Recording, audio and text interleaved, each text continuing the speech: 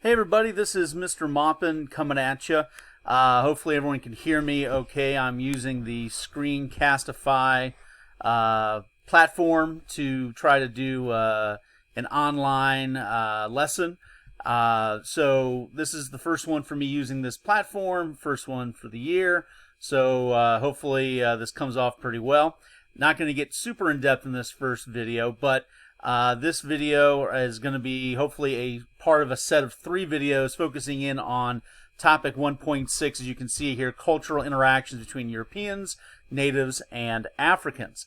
Now, you'll see here with the notes that I've got corresponding, there's going to be some practice questions that we're going to be hopefully doing in class, getting us used to short answer question sets, that kind of stuff. But what I want to do here is just take a look at just some basic content, taking a look at this issue or topic, talking about, once again, cultural interactions between Europeans, natives, and Africans. So when we talk about these differing world views, there are a few areas that are of significance. One of those being, of course, religion. Now, when we talk about European colonists that are coming over at this time, and at this time, still remember, we're still talking about the Spanish overwhelmingly, but it really doesn't matter if you are talking about Spanish or the Portuguese or eventually the French, the Dutch, the British, etc. All of these folks are monotheistic Christians. Not a big surprise to anybody.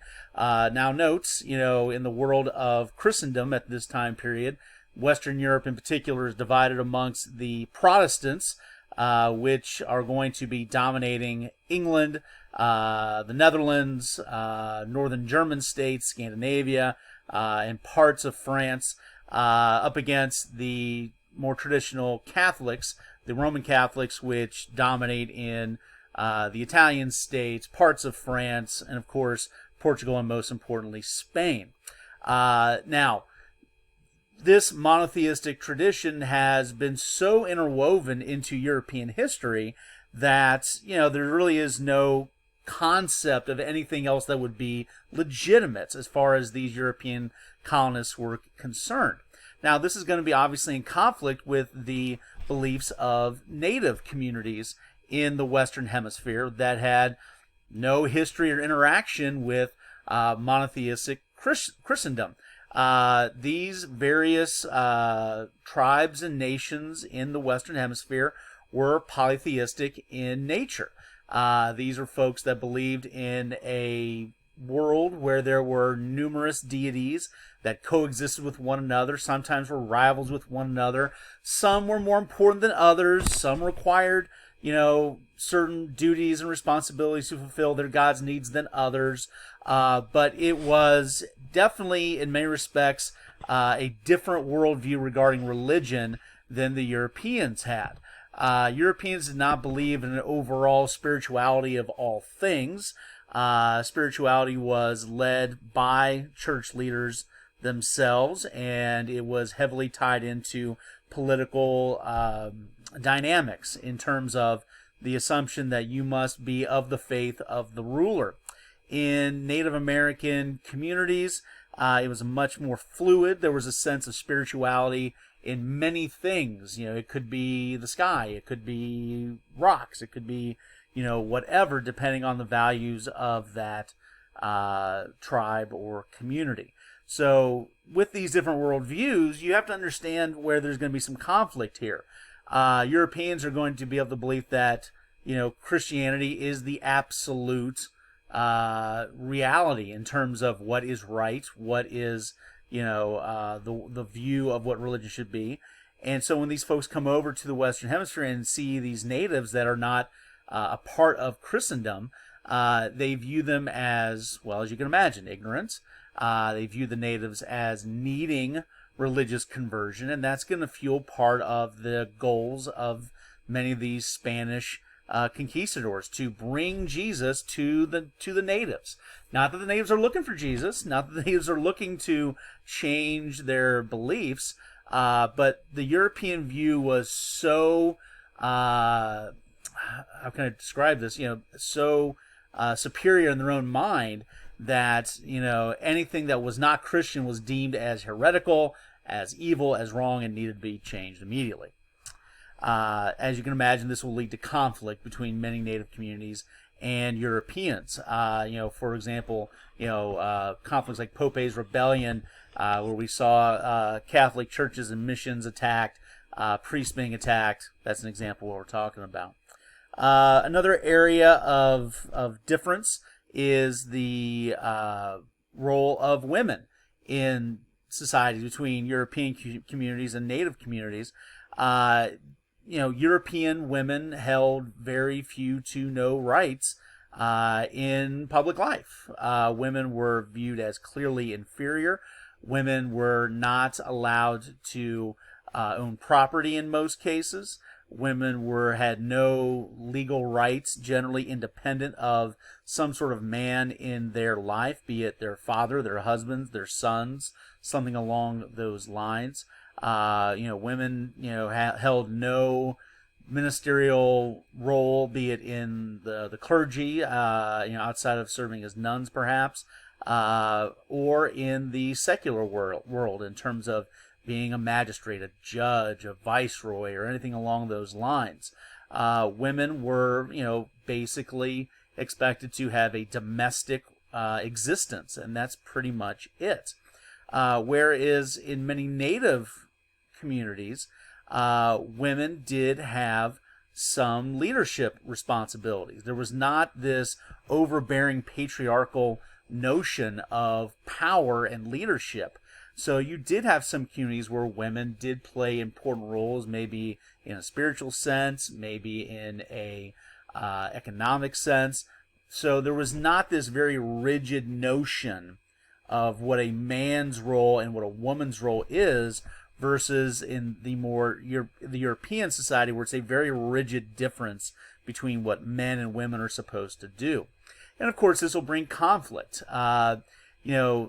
In a society where a man's job, for example, is to farm, Europeans coming over to the Western Hemisphere, seeing certain Native communities where you saw women farming, that was seen as men being lazy, men being weak. Europeans, believing that Native American communities did not understand the way things, ought to be.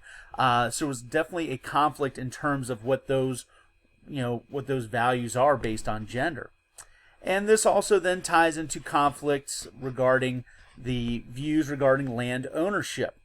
Back in Europe, land was the most significant, although things are starting to slowly change. It's starting to slowly become more mercantilist in nature. But still, though, the number one source of wealth and power was tied to land ownership. Simply put, the more land you owned, the more power you had. And so land obviously held tremendous value. And since land was the measure of an individual's wealth and status, that meant that land is to be owned privately. That is something that has, grown in European nations during this time period. As we come to the end of feudalism in the Middle Ages, there is a growing enclosure movement where there is more privatization of land, and not just private ownership of land based on tradition, but by actual written contracts, by legal deeds. And the idea that, as the owner of a fixed piece of land, that is a permanent status, that land is in perpetuity under the ownership of that person, unless that person sells it to somebody else, or the government has legal cause to confiscate it, or something along those lines. So from a European perspective, land is something that is privately owned. And especially in England, there's going to start to become more of this sense that there's legal protections for land ownership. That's how important land is.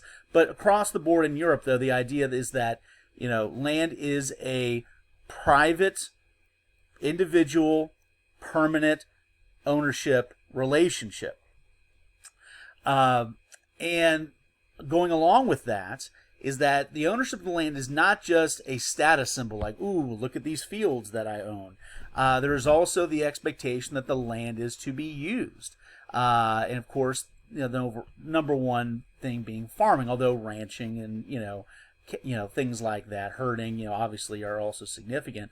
But the basic gist of it is that land that is not being actively used from an economic perspective is wasted land.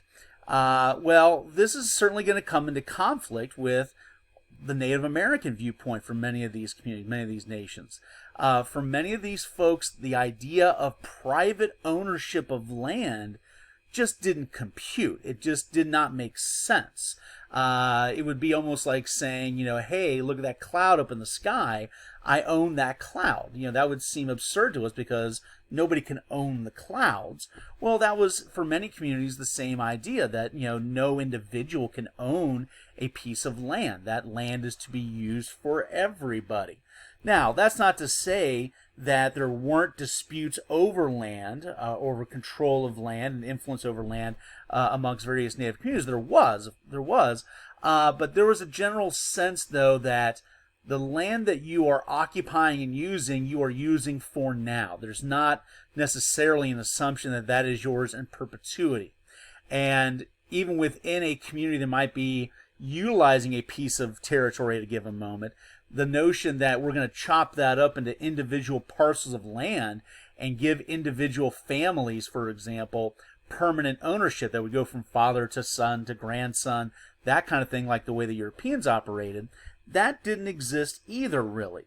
There was a much more communal sense of the utilization of the land for the communities, for the tribes' ultimate benefit.